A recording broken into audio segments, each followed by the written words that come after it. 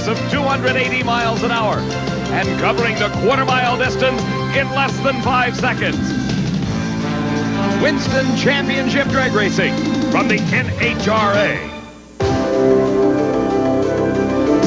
16 times a year, the best drag racers in the world gather at racetracks throughout the United States and Canada in quest of a share of the $1 million payoff in the Winston Drag Racing Series. The last stop was at the Performance Corner Seafair Nationals at Seattle International Raceway, and performance was the name of the game. In Top Fuel, it was a double victory for Darrell Gwynn. He not only won the Top Fuel title in defeating Gene Snow, but also collected a new national record at 5.05 seconds, completing a perfect birthday weekend.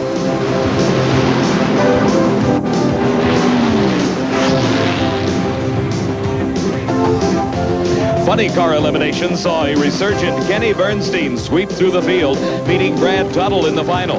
As he had all day, Bernstein blitzed the quarter mile with a 5.35 second elapsed time.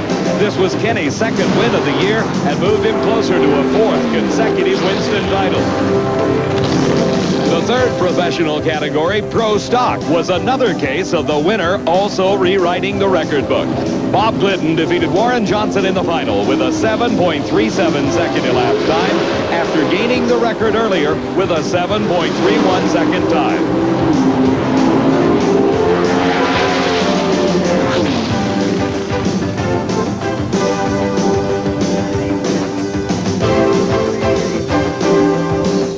The scene shifts to north central Minnesota in the 7th annual running of the Quaker State Northstar Nationals.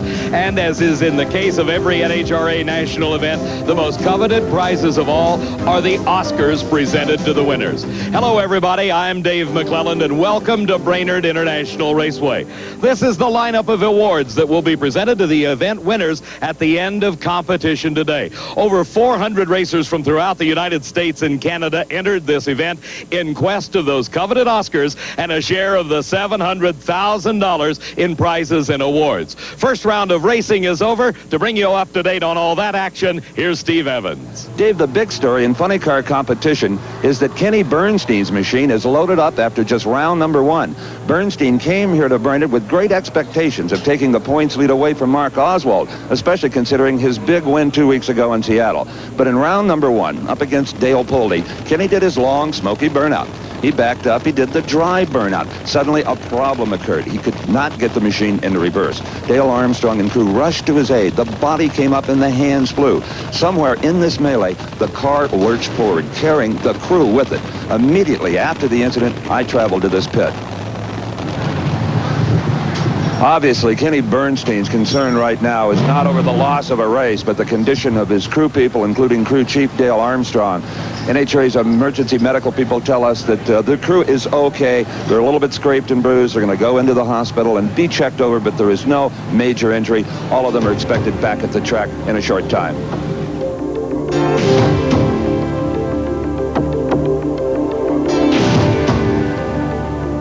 Now, as scary as this all looked, we're happy to report that crew chief Dale Armstrong and crewman Jimmy Mail will be released from the hospital this afternoon and return to their hotel.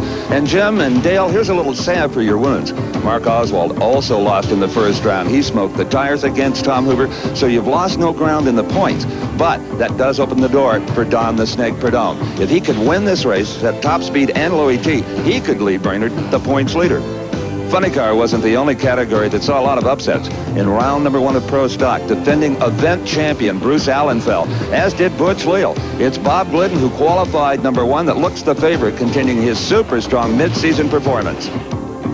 In Top Fuel, round number 2 coming up, all eyes will be on a great battle between Darrell Gwynn, who is desperately trying to pass Joe Amato in the Winston points, and Gene Snow, who again has qualified number 1 here. But fans and racers alike better keep an eye out for the lady in the pink car. Shirley Muldowney was outstanding in round number 1, a 5:28 victory over Frank Hawley.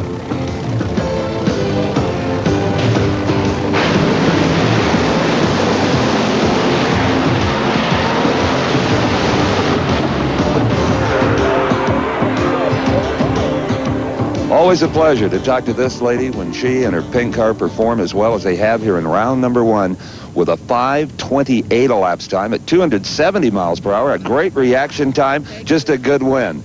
Congratulations. Thank you, Steve. I did something right for a change. This can be a tricky racetrack, but you mastered it just fine. We've had good luck here before. I can't tell you we were optimistic qualifying. We were actually kind of trying to play catch-up. I don't know what they did, but they did the right thing. Indeed they did, and they're in a hurry to get back to the pits. For Shirley, there's 3 more rounds of racing. If she can remain consistent in the 520s, she's definitely a threat.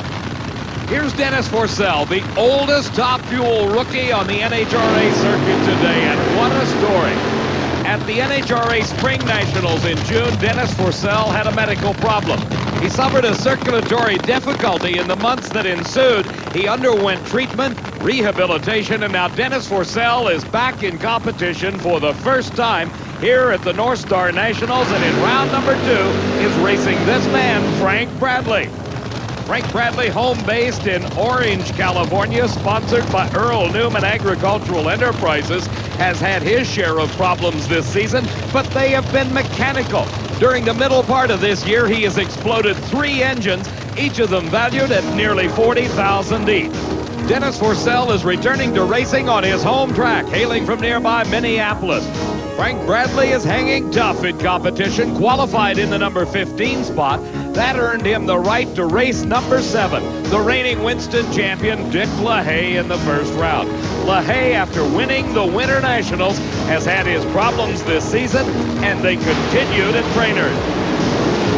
Up in smoke off the starting line went Dick LaHaye. Frank Bradley pulled off the upset in round number 1 and moved to the second round of competition to square off with the Cable Value Network special of Dennis Forcell. Connie Coletta was the victim of Forcell in the first round of competition.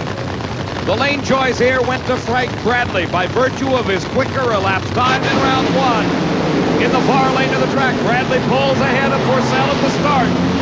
But very close in the finish, Frank Bradley squeezes out another victory. 5.33 second elapsed time. His speed 269 miles an hour as we look again at the all-important start. The advantage actually went to Dennis Forcell, but he was quickly outpowered in the first 300 to 400 feet of the track. Bradley had pulled ahead by the halfway mark, and then it was just a matter of staying ahead of Dennis Forcell to move into the semifinals. That's the margin of victory for Frank Bradley. Well, I tell you, it's awful nice to talk to an old friend, Frank Bradley, when his fortunes are indeed looking up. A 5:33, a nice run. Perfect. Thank you. See you in the next round. Steve, now that's a man of few words. Frank lets his racing speak for him.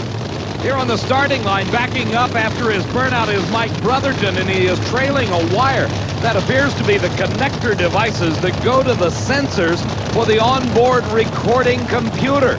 It should have no effect whatsoever on the performance of the race car, just a problem primarily for the crewman. Mike Brotherton can't even see it. It is behind the driver's cockpit. Brotherton is racing against Shirley Muldowney. The 3-time Winston champion is finding some performance this mid-season. She ran 5 teens recently in Seattle at the Seafair Nationals. Here at Brainerd, she's in the 520s. Mike Brotherton from Tulsa, Oklahoma, was the number 16 qualifier, the man on the bump spot.